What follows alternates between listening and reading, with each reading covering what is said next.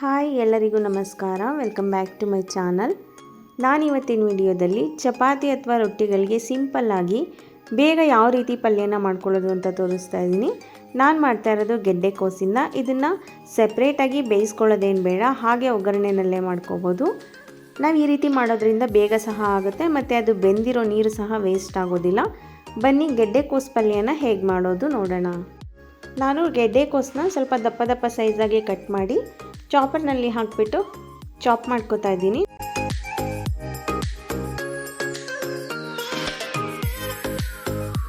ನೋಡಿ, ಈ ರೀತಿ ಸಣ್ಣದಾಗಿ ಮಾಡ್ಕೋಬೇಕು. ನೀವು ಚಾಪರ್ ಇಲ್ಲ ಅಂದರೆ ಅಥವಾ ಚಾಪರಲ್ಲಿ ಮಾಡೋಕ್ಕೆ ಇಷ್ಟ ಇಲ್ಲ ಅಂದರೆ ಕೈನಲ್ಲೇ ಮಾಡ್ಕೋಬೋದು. ಚಾಕುವಿನಿಂದ ಸಣ್ಣದಾಗಿ ಕಟ್ ಮಾಡ್ಕೊಳ್ಳಿ. ಗೆಡ್ಡೆಕೋಸು ಸ್ವಲ್ಪ ಗಟ್ಟಿ ಇರೋದ್ರಿಂದ ಸಣ್ಣದಾಗಿ ಮಾಡಿದರೆ ಬೇಗನೆ ಬೆಂದ್ಕೊಳ್ಳುತ್ತೆ. ಚಾಪ್ ಮಾಡ್ಕೊಂಡಿದ್ದಾಗಿದೆ. ನಂತರ ನಾನು ಇದಕ್ಕೆ ಒಗ್ಗರಣೆ ಮಾಡ್ಕೋತಾ ಇದ್ದೀನಿ. ಪ್ಯಾನ್ನ ಬಿಸಿ ಮಾಡೋಕ್ಕೆ ಇಟ್ಕೊಂಡಿದ್ದೀನಿ. ಪ್ಯಾನ್ ಬಿಸಿ ಆದ ನಂತರ 2 ಸ್ಪೂನ್ ಎಣ್ಣೆ ಹಾಕೋತಾ ಇದ್ದೀನಿ. ನಾನಿಲ್ಲಿ ಕೊಬ್ಬರಿ ಎಣ್ಣೆ ಬಳಸ್ತಾ ಇದ್ದೀನಿ. ನೀವು ಯಾವ ಎಣ್ಣೆ ಬಳಸ್ಕೊತೀರೋ ಅದನ್ನು ಹಾಕ್ಕೊಳ್ಳಿ. ಎಣ್ಣೆ ಕಾದ ನಂತರ 1 ಸ್ಪೂನ್ ಸಾಸಿವೆ, 2 ಒಣಮೆಣಸಿನ್ಕಾಯಿ, 2 ಸ್ಪೂನು ಕಡಲೆಬೇಳೆನ ಹಾಕಿಬಿಟ್ಟು 30 ಸೆಕೆಂಡು ಫ್ರೈ ಮಾಡ್ಕೋಬೇಕು.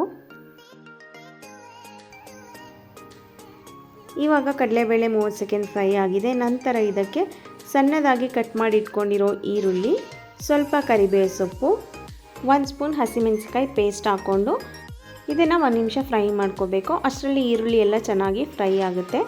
ನಾನಿಲ್ಲಿ ಖಾರಕ್ಕೋಸ್ಕರ 2 ಒಣಮೆಣಸಿನ್ಕಾಯಿ ಹಾಕಿದ್ದೆ. ಅದು ಜಾಸ್ತಿ ಖಾರ ಬರೋದಿಲ್ಲ ಅಂತ 1 ಸ್ಪೂನ್ ಹಸಿಮೆಣಸಿಕಾಯಿ ಪೇಸ್ಟ್ ಹಾಕ್ಕೊಂಡಿದ್ದೀನಿ. ಹಸಿರು ಮೆಣಸಿಕಾಯಿ ಪೇಸ್ಟ್ ಇಲ್ಲ ಅಂದರೆ ಹಾಗೆ ಹಸಿರು ಮೆಣಸಿಕಾಯಿನ ಕಟ್ ಮಾಡಿ ಹಾಕ್ಕೊಳ್ಳಿ. ಇವಾಗ ಈರುಳ್ಳಿ ಎಲ್ಲ ಚೆನ್ನಾಗಿ ಫ್ರೈ ಆಗಿದೆ. ನಂತರ ಇದಕ್ಕೆ ಚಾಪ್ ಮಾಡಿ ಇಟ್ಕೊಂಡಿರೋ ಗೆಡ್ಡೆಕೋಸನ್ನ ಸೇರಿಸ್ಕೊತಾ ಇದ್ದೀನಿ. ಗೆಡ್ಡೆಕೋಸು ಹಾಕಿದ ನಂತರ ಎಣ್ಣೆನಲ್ಲೇ ಚೆನ್ನಾಗಿ 1 ನಿಮಿಷ ಫ್ರೈ ಮಾಡ್ಕೋಬೇಕು. ನಾವು ಚಪಾತಿ ಮಾಡಬೇಕು, ಅರ್ಜೆಂಟಾಗಿ ಪಲ್ಯ ಮಾಡ್ಕೋಬೇಕು ಅಂದಾಗ ಈ ರೀತಿ ಪಲ್ಯನ ಮಾಡಿಕೊಂಡ್ರೆ ತುಂಬಾ ಬೇಗ ಆಗುತ್ತೆ.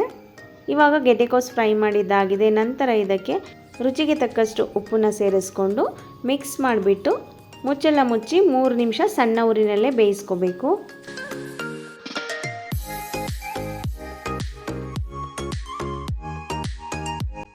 ಇವಾಗ ಗೆಡ್ಡೆಕೋಸು 2 ರಿಂದ 3 ನಿಮಿಷ ಸಣ್ಣ ಊರಿನಲ್ಲೇ ಬೇಯಿಸ್ಕೊಂಡಿದ್ದೀನಿ. ಗೆಡ್ಡೆಕೋಸೆಲ್ಲ ಚೆನ್ನಾಗಿ ಬೆಂದಿದೆ.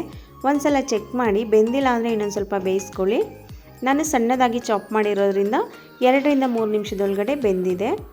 ಕೊನೆಯಲ್ಲಿ ಇದಕ್ಕೆ 2 ಸ್ಪೂನ್ ತೆಂಗಿನಕಾಯಿ ತುರಿ, ಸ್ವಲ್ಪ ಸಣ್ಣದಾಗಿ ಕಟ್ ಮಾಡ್ಕೊಂಡಿರೋ ಕೊತ್ತಂಬರಿ ಸೊಪ್ಪನ್ನು ಹಾಕಿ ಮಿಕ್ಸ್ ಮಾಡಿಕೊಂಡ್ರೆ ಗೆಡ್ಡೆಕೋಸು ಪಲ್ಯ ರೆಡಿ ಆಗುತ್ತೆ. ನಿಮಗೆಲ್ಲ ಈ ರೆಸಿಪಿ ಇಷ್ಟ ಆಗಿದ್ದರೆ ಪ್ಲೀಸ್ ಒಂದು ಲೈಕ್ ಕೊಡಿ, ಹಾಗೆ ಒಂದು ಕಮೆಂಟ್ ಮಾಡಿ ಮತ್ತು ನಿಮ್ಮ ಫ್ಯಾಮಿಲಿ ಫ್ರೆಂಡ್ಸಿಗೆಲ್ಲ ಶೇರ್ ಮಾಡಿ. ಹಾಗೆ ನೀವಿನ್ನೂ ನಮ್ಮ ಚಾನಲ್ಗೆ ಸಬ್ಸ್ಕ್ರೈಬ್ ಆಗಿಲ್ಲ ಅಂದರೆ ದಯವಿಟ್ಟು ಸಬ್ಸ್ಕ್ರೈಬ್ ಮಾಡ್ಕೊಳ್ಳಿ. ನಮ್ಮ ಚಾನಲ್ಗೆ ಸಪೋರ್ಟ್ ಮಾಡಿ. Thank you.